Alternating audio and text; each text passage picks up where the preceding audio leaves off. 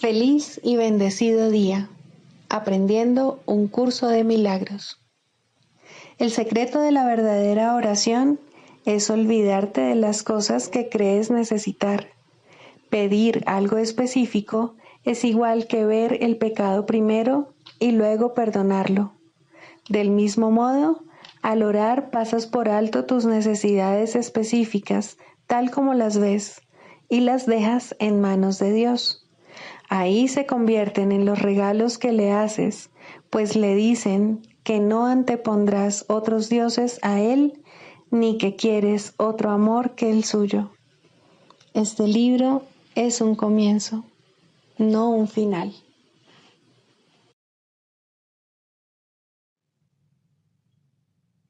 Del prefacio que postula, párrafo 11.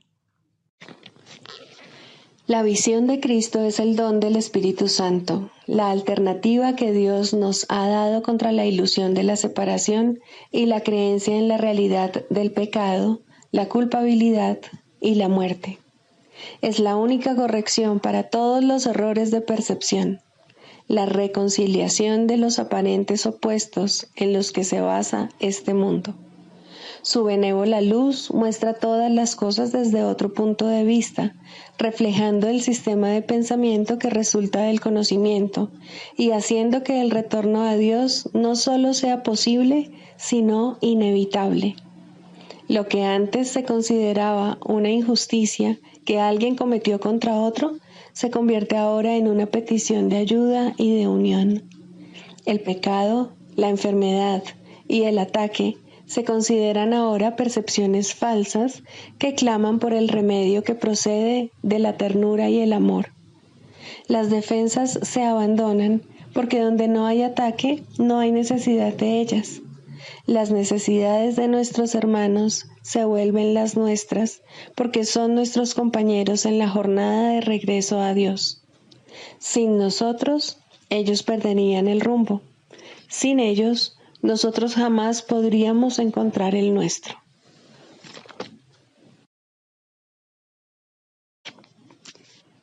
Introducción. Este es un curso de milagros. Es un curso obligatorio. Solo el momento en que decides tomarlo es voluntario. Tener libre albedrío no quiere decir que tú mismo puedas establecer el plan de estudios. Significa únicamente que puedes elegir lo que quieres aprender en cualquier momento dado. Este curso no pretende enseñar el significado del amor, pues eso está más allá de lo que se puede enseñar. Pretende, no obstante, despejar los obstáculos que impiden experimentar la presencia del amor, el cual es tu herencia natural. Lo opuesto al amor es el miedo, pero aquello que todo lo abarca no puede tener opuestos. Este curso puede, por lo tanto, resumirse muy simplemente de la siguiente manera. Nada real puede ser amenazado. Nada irreal existe. En esto radica la paz de Dios.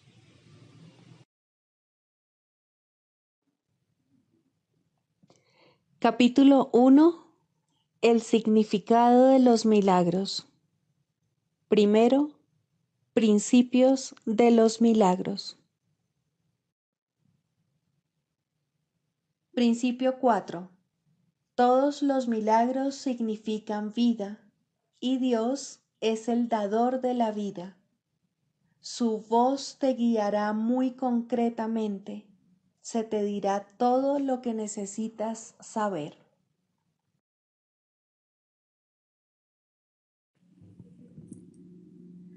Capítulo 1. El significado de los milagros. 3. La expiación y los milagros. Yo estoy a cargo del proceso de expiación que emprendí para darle comienzo. Cuando le ofreces un milagro a cualquiera de mis hermanos, te lo ofreces a ti mismo y me lo ofreces a mí. La razón por la que te lo ofreces a ti mismo primero es porque yo no necesito milagros para mi propia expiación, pero estoy detrás de ti por si fracasas temporalmente. Mi papel en la expiación es cancelar todos los errores que de otro modo tú no podrías corregir. Cuando se te haya restituido la conciencia de tu estado original, pasarás naturalmente a formar parte de la expiación. A medida que compartas conmigo mi renuencia a aceptar error alguno en ti o en los demás, te unirás a la gran cruzada para corregirlos. Escucha mi voz, aprende a deshacerlos y haz todo lo necesario por corregirlos. Tienes el poder de obrar milagros. Yo proveeré las oportunidades para obrarlos, pero tú debes estar listo y dispuesto. El obrarlos trae consigo convicción en la capacidad, ya que la convicción llega con el logro. La capacidad es el potencial. El lograrlos es su expresión y la expiación, la profesión natural de los hijos de Dios, es el propósito. El cielo y la tierra pasarán significa que no continuarán existiendo como estados separados. Mi palabra, que es la resurrección y la vida, no pasará porque la vida es eterna. Tú eres la obra de Dios y su obra es totalmente digna de amor y totalmente amorosa. Así es como el hombre debiera pensar de sí mismo en su corazón, pues eso es lo que realmente es. Los perdonados son el medio de la expiación. Al estar infundidos por el Espíritu, perdonan a su vez. Aquellos que han sido liberados deben unirse para liberar a sus hermanos, pues ese es el plan de la expiación. Los milagros son el medio a través del cual las mentes que sirven al Espíritu Santo se unen a mí para la salvación o liberación de todas las creaciones de Dios. Yo soy el único que puede obrar milagros imparcialmente porque yo soy la expiación. Tú tienes un papel en la expiación que yo te dictaré. Pregúntame qué milagros debes llevar a cabo. Ello te ahorrará esfuerzos innecesarios porque estarás actuando bajo comunicación directa. La naturaleza impersonal del milagro es una característica esencial del mismo, ya que me permite dirigir su aplicación y bajo mi dirección los milagros conducen a la experiencia altamente personal de la revelación. Un guía no controla, pero sí dirige, dejando a tu discreción el que le sigas o no. No nos dejes caer en la tentación significa reconoce tus errores y elige abandonarlos siguiendo mi dirección. El error no puede amenazar realmente a la verdad, la cual siempre puede resistirlo. En realidad, solo el error es vulnerable. Eres libre de establecer tu reino donde mejor te parezca, pero no puedes sino elegir acertadamente si recuerdas esto. El espíritu está eternamente en estado de gracia. Tu realidad es únicamente espíritu. Por lo tanto, estás eternamente en estado de gracia. Desde este punto de vista, la expiación deshace todos los errores y de esta forma extirpa las raíces del temor. Cada vez que experimentas las palabras tranquilizadoras de Dios como una amenaza, es siempre porque estás defendiendo una lealtad mal situada o desencaminada. Al proyectar eso sobre otros, los aprisionas, pero solo en la medida en que refuerzas los errores que ellos ya han cometido. Eso los hace vulnerables a las distorsiones de los demás, ya que la percepción que tienen de sí mismos está distorsionada. El que obra milagros tan solo puede bendecirlos, lo cual desvanece sus distorsiones y los libera de su prisión. Respondes a lo que percibes, y tal como percibas, así te comportarás. La regla de oro te pide que te comportes con los demás como tú quisieras que ellos se comportasen contigo. Esto significa que tanto la percepción que tienes de ti como la que tienes de ellos debe ser fidedigna. La regla de oro es la norma del comportamiento apropiado. Tú no puedes comportarte de manera apropiada a menos que percibas correctamente. Dado que tú y tu prójimo sois miembros de una misma familia en la que gozáis de igual rango, tal como te percibas a ti mismo y tal como lo percibas a él, así te comportarás contigo mismo y con él. Debes mirar desde la percepción de tu propia santidad a la santidad de los demás. Los milagros se dan en la mente que está lista para ellos. Dicha mente, al estar unida, se extiende a todos, aun cuando el que obra milagros no se dé cuenta de ello. La naturaleza impersonal del milagro se debe a que la expiación en sí es una, lo cual une a todo lo creado con su creador. Como expresión de lo que verdaderamente es, el milagro sitúa a la mente en un estado de gracia. La mente, entonces, naturalmente da la bienvenida tanto al huésped interno como al desconocido externo. Al invitar adentro al desconocido, éste se convierte en tu hermano. El hecho de que el milagro pueda tener efectos en tus hermanos de los que ni siquiera eres consciente no debe preocuparte. El milagro siempre te bendecirá. Los milagros que no se te ha pedido que hagas no dejan de tener valor. Siguen siendo expresiones de tu estado de gracia, pero dado mi absoluto conocimiento del plan en su totalidad, yo debo controlar su ejecución. La naturaleza impersonal de la mentalidad milagrosa asegura tu gracia, pero solo yo estoy en posición de saber dónde pueden concederse.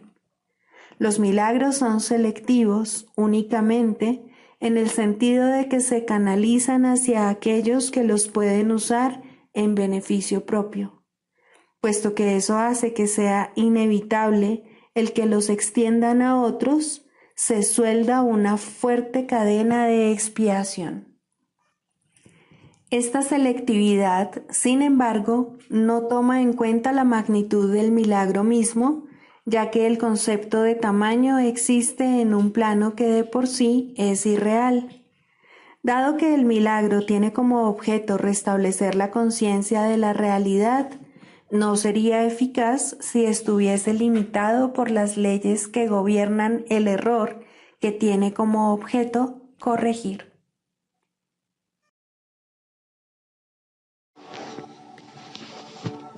Libro de ejercicios, lección 77. Tengo derecho a los milagros. Tienes derecho a los milagros debido a lo que eres. Recibirás milagro debido a lo que Dios es. Y ofrecerás milagros debido a que eres uno con Dios. Una vez más, cuán simple es la salvación. Es sencillamente una afirmación de tu verdadera identidad. Esto es lo que celebraremos hoy. Tu derecho a los milagros no se basa en las ilusiones que tienes acerca de ti mismo. No depende de ningún poder mágico que te hayas adscrito, ni de ninguno de los rituales que has ingeniado. Es inherente a la verdad de lo que eres. Está implícito en lo que Dios, tu Padre, es. Tu derecho a los milagros quedó establecido en tu creación y está garantizado por las leyes de Dios. Hoy reivindicaremos los milagros a los que tienes derecho, pues te pertenecen. Se te ha prometido total liberación del mundo que construiste. Se te ha asegurado que el reino de Dios se encuentra dentro de ti y que jamás lo puedes perder. No pedimos sino lo que en verdad nos pertenece, Hoy, sin embargo, nos aseguraremos también de no conformarnos con menos. Comienzan las sesiones de práctica más largas de hoy diciéndote a ti mismo con absoluta certeza que tienes derecho a los milagros. Cierra los ojos y recuerda que estás pidiendo únicamente lo que por derecho propio te pertenece. Recuérdate también a ti mismo que los milagros jamás se le quitan a uno para dárselos a otros y que al reivindicar tus derechos estás haciendo valer los derechos de todo el mundo. Los milagros no obedecen las leyes de este mundo, proceden simplemente de las leyes de Dios. Después de esta breve fase introductoria, espera en silencio la ratificación de que se te ha concedido tu petición. Has pedido la salvación del mundo así como la tuya. Has pedido que se te concedan los medios a través de los cuales se puede lograr esto. Es imposible que no se te den garantías al respecto. No estás sino pidiendo que se haga la voluntad de Dios. Al hacer esto, no estás realmente pidiendo nada. Estás afirmando un hecho innegable. El Espíritu Santo no puede sino asegurarte que se te ha concedido tu petición. El hecho de que la aceptes lo confirma.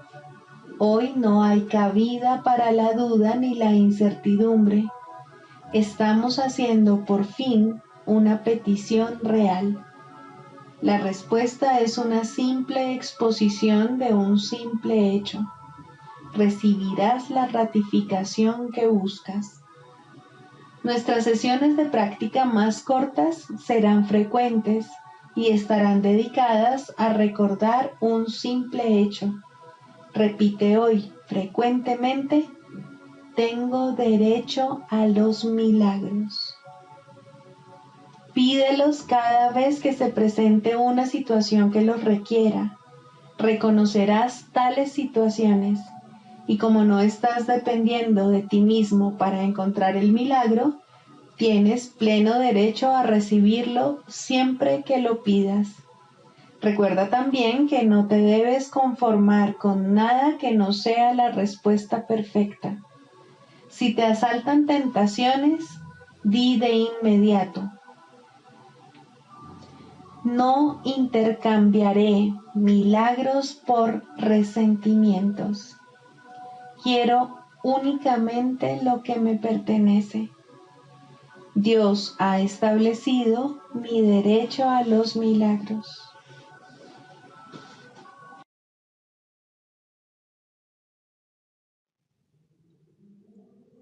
Del Manual para el Maestro, pregunta 4. ¿Cuáles son las características de los maestros de Dios? 8. Paciencia. Los que están seguros del resultado final pueden permitirse el lujo de esperar y esperar sin ansiedad. Para el Maestro de Dios, tener paciencia es algo natural. Todo lo que ve son resultados seguros que ocurrirán en un momento que tal vez aún le sea desconocido, pero que no pone en duda. El momento será tan apropiado como la respuesta. Y esto es verdad con respecto a todo lo que ocurre ahora u ocurra en el futuro.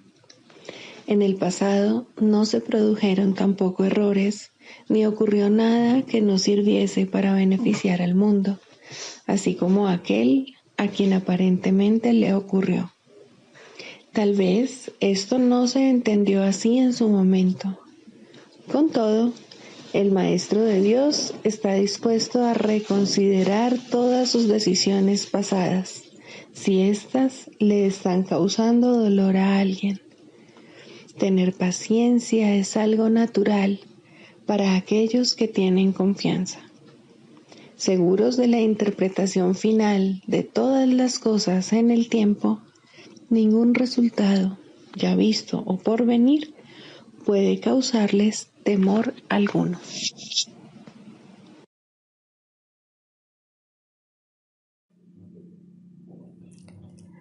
Manual para el maestro. Pregunta 18. ¿Cómo se lleva a cabo la corrección?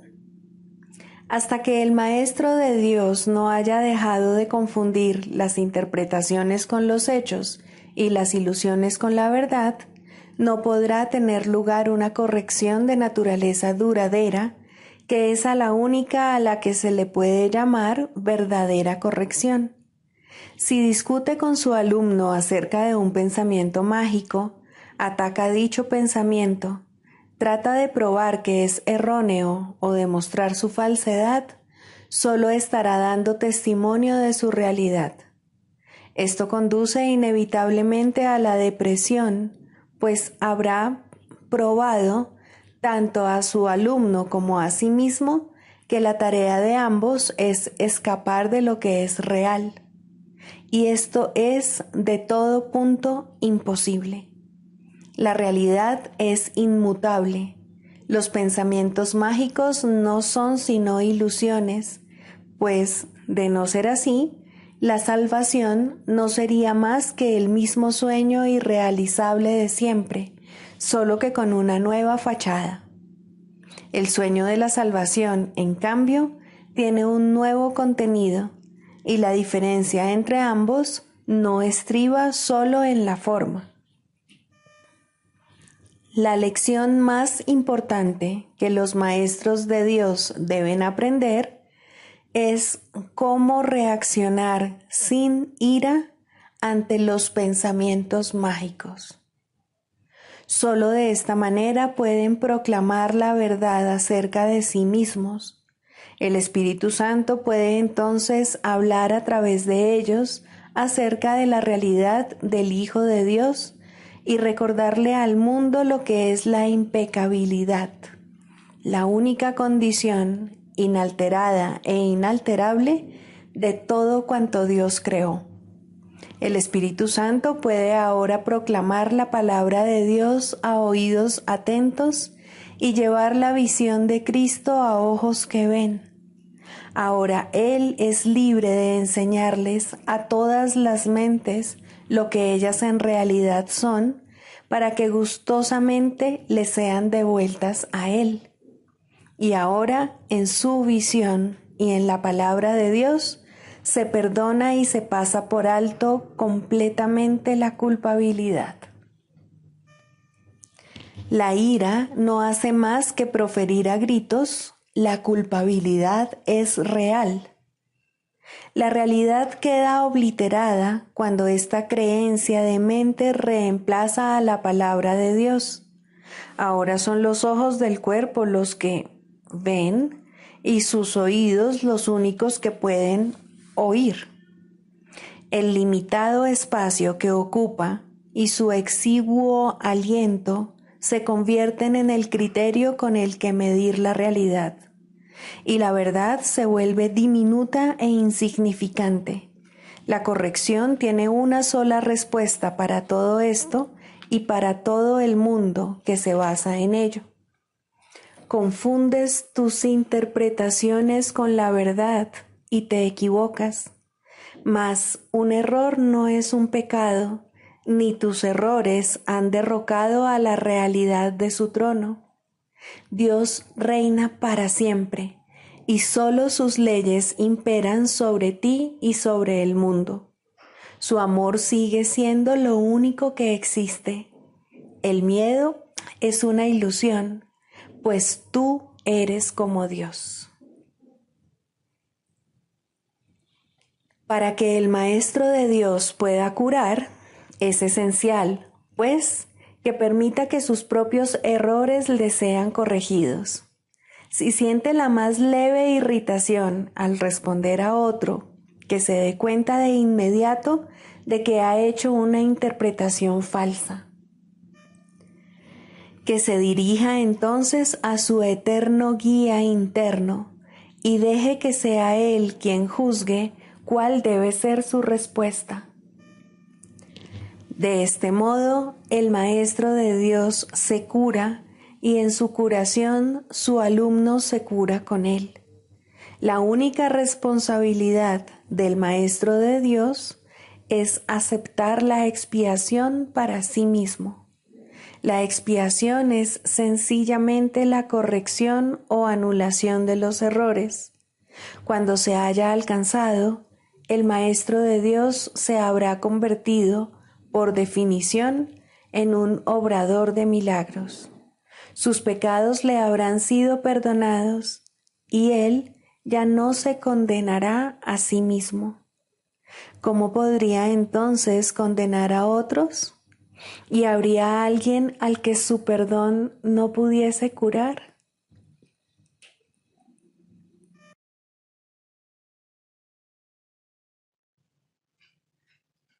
Clarificación de términos. Jesús, Cristo. No necesitas ayuda para entrar en el cielo, pues jamás te ausentaste de él, pero sí necesitas una ayuda que proceda de más allá de ti, pues te encuentras limitado por falsas creencias con respecto a tu identidad, la cual solo Dios estableció en la realidad. Los ayudantes que se te proveen varían de forma, aunque ante el altar son uno solo.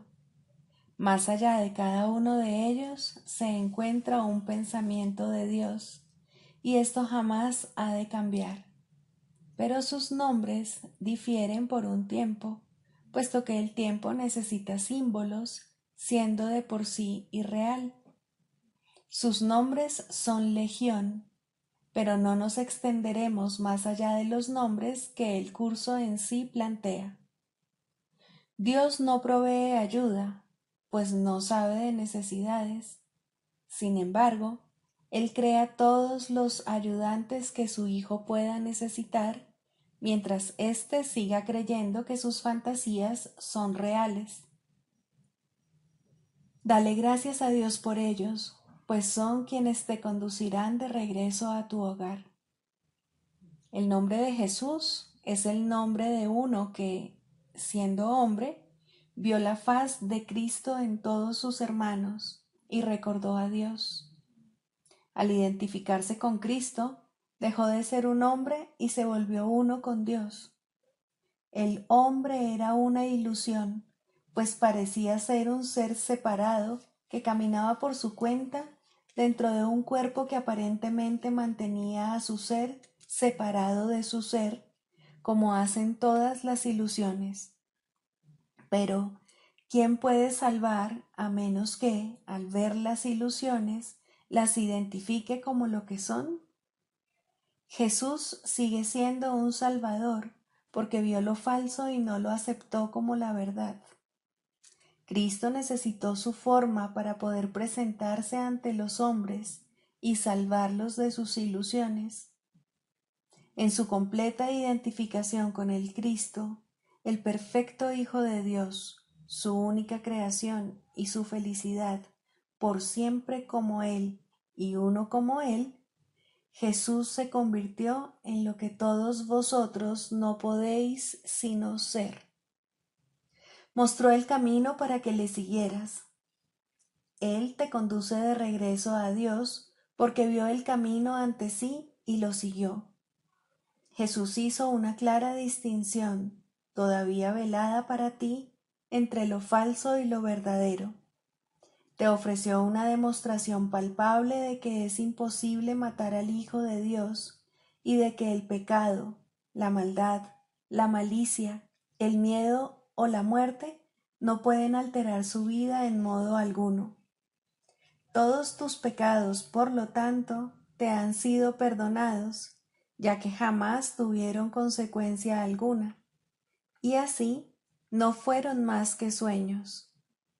Levántate con aquel que te mostró esto, ya que se lo debes por haber compartido contigo tus sueños para que pudieran ser disipados, y todavía los comparte para mantenerse en unión contigo. ¿Es Él el Cristo? Por supuesto que sí, junto contigo, Su vida en la tierra no fue lo suficientemente larga como para poder enseñar la poderosa lección que aprendió por todos vosotros, mas Él permanecerá contigo para conducirte desde el infierno que tú hiciste hasta Dios.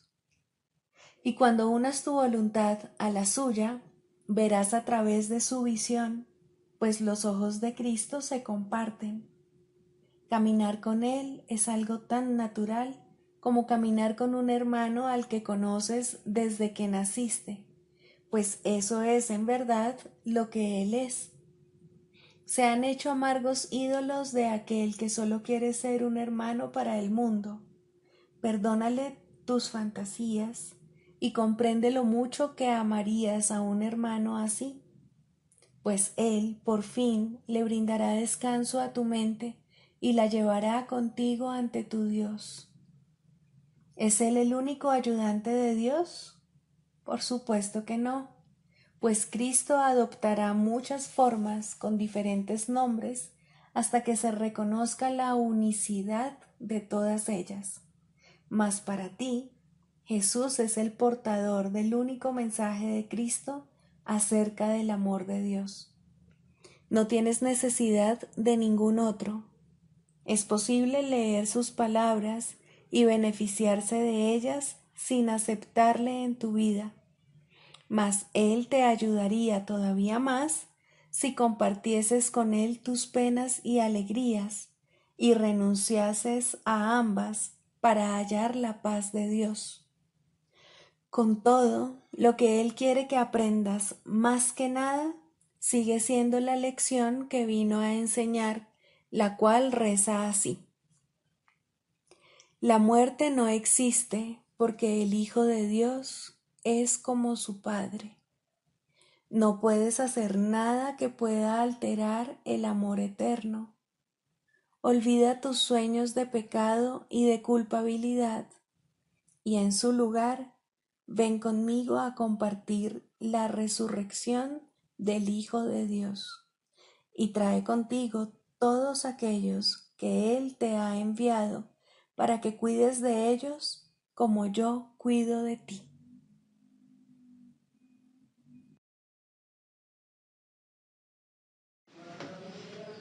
La práctica de la psicoterapia. Primero, la selección de pacientes. Todo aquel que se te envía es tu paciente. Esto no significa que seas tú quien lo selecciona o el que decide el tipo de tratamiento adecuado, pero sí significa que nadie viene a ti por error. No hay errores en el plan de Dios. Sería un error, no obstante, presumir que sabes lo que debe ofrecérsele a todo aquel que acuda a ti. No es a ti a quien corresponde tomar esa decisión. Existe una tendencia a creer que continuamente se te está pidiendo que hagas algún sacrificio en beneficio de aquellos que vienen a ti. De ninguna manera podría ser esto cierto. Exigir que te sacrifiques es exigirle un sacrificio a Dios, y Él no sabe nada de sacrificios. ¿Quién podría pedirle a lo perfecto que sea imperfecto? ¿Quién decide entonces lo que cada hermano necesita? Obviamente no tú, que aún no reconoces quién es aquel que pide. Hay algo en él que te lo dirá si escuchas. Y esa es la respuesta: escuchar. No hagas exigencias, no decidas nada, ni hagas ningún sacrificio. Solo escucha. Lo que oyes es cierto. ¿Te enviaría Dios, su Hijo, si no estuvieras seguro de que reconocerías sus necesidades? Piensa en lo que Dios te está diciendo. Él necesita tu voz para que hable por Él. ¿Podría haber algo más santo o un mayor regalo para ti? ¿Preferirías decidir quién es Dios o más bien escuchar la voz de aquel que es Dios en ti? Tus pacientes no necesitan estar físicamente presentes para que les sirvas en nombre de Dios. Esto puede ser difícil de recordar, pero Dios no va a dejar que los regalos que te ha dado se limiten a los pocos que en efecto ves. También puedes ver otros, pues la visión no se limita a los ojos del cuerpo. Hay quienes no necesitan tu presencia física, pero te necesitan tanto o incluso más en el instante en que te son enviados. Los reconocerás en la forma que sea más útil para ellos y para ti. No importa cómo lleguen, serán enviados en la manera que resulte más beneficiosa. Un nombre, un pensamiento, una imagen, una idea, o tal vez simplemente una sensación de que te conectas con alguien en alguna parte.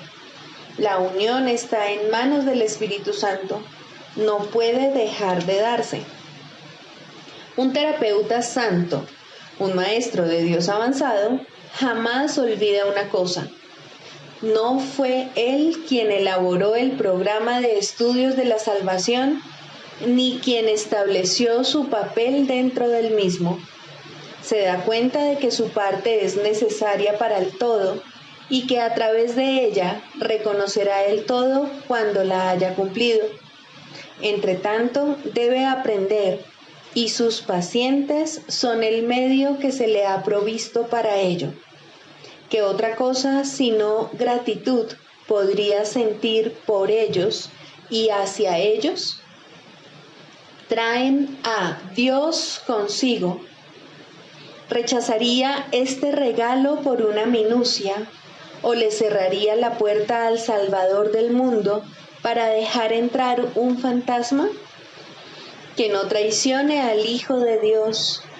Aquel que lo llama está más allá de su comprensión, mas ¿cómo no se iba a alegrar de poder responder cuando sólo así puede oír la llamada y entender que es la suya propia?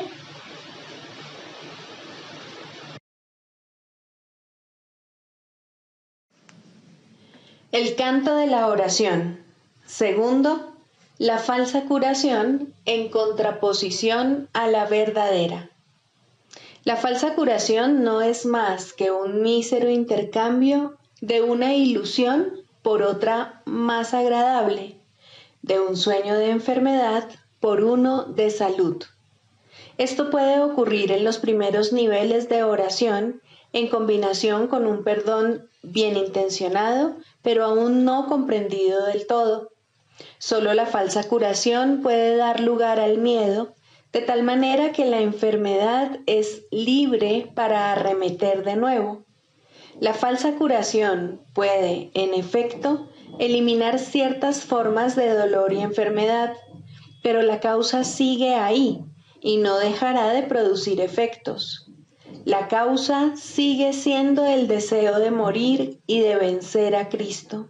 Y con este deseo, la muerte es segura, pues a la oración se le da respuesta. No obstante, hay una clase de muerte aparente que tiene otra fuente.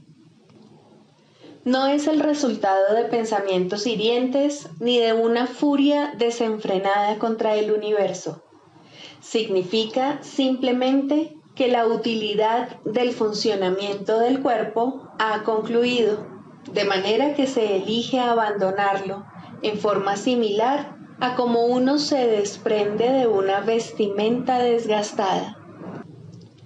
Esto es lo que debiera ser la muerte, una elección tranquila que se lleva a cabo felizmente y con una sensación de paz, pues el cuerpo se ha usado con bondad para ayudar al Hijo de Dios en el camino que lo lleva a su Padre.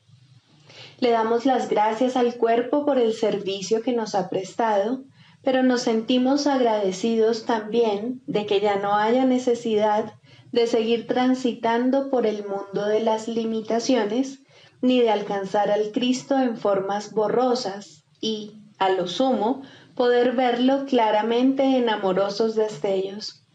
Ahora podemos contemplarle sin velos, en la luz que hemos aprendido a ver nuevamente. Llamamos a esto muerte, pero es libertad. no se presenta en formas que parecen imponerse con dolor a una carne renuente, sino como una dulce bienvenida a la liberación. Si ha habido verdadera curación, esta puede ser la forma en que la muerte llegue cuando sea el momento de descansar por un rato de la labor gustosamente realizada y gustosamente concluida. Ahora nos dirigimos en paz a una atmósfera más despejada y a climas más suaves, donde no es difícil ver que los regalos que dimos nos fueron salvaguardados. Cristo nos resulta más claro ahora. Su visión es más sostenida en nosotros. Su voz, la palabra de Dios, más claramente nuestra. Este sereno pasar de un nivel de oración más elevado a un tierno perdón de las cosas del mundo solo puede recibirse con agradecimiento. Pero primero, la verdadera curación tiene que haber bendecido a la mente con amoroso perdón por los pecados con los que soñó e impuso sobre el mundo. Ahora sus sueños se desvanecen en un tranquilo descanso. Ahora su perdón viene a sanar el mundo y está lista para partir en paz, pues la jornada ha llegado a su fin y las lecciones se han aprendido. Eso no es muerte de acuerdo con el pensar del mundo, pues la muerte es cruel ante sus atemorizados ojos y se manifiesta en forma de castigo por el pecado. ¿Cómo podría entonces ser una bendición? ¿Y cómo puede dársele la bienvenida cuando se le debe temer? ¿Qué curación ha tenido lugar en semejante visión de lo que no es, sino la apertura del portal a un nivel de oración más elevado y a la dispensación de una amorosa justicia?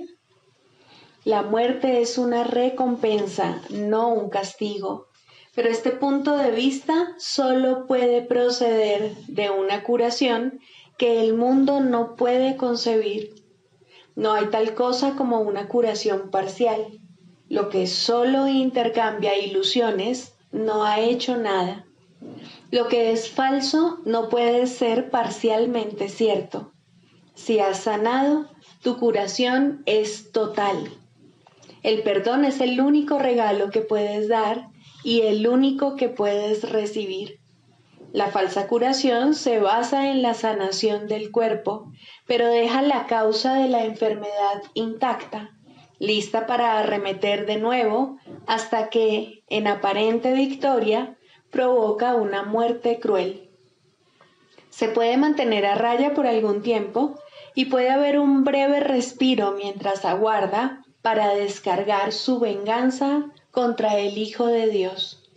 Mas no se puede superar hasta que toda la fe que se había depositado en ella se deje de lado y se ponga en cambio en el sustituto que Dios ha provisto para los sueños malvados, un mundo en el que no hay un velo de pecado que lo mantenga en las tinieblas y desconsolado. Por fin las puertas del cielo se abren de par en par y el Hijo de Dios es libre para entrar al hogar que está listo para darle la bienvenida y que fue preparado antes que el tiempo fuese y que aún continúa esperando por él.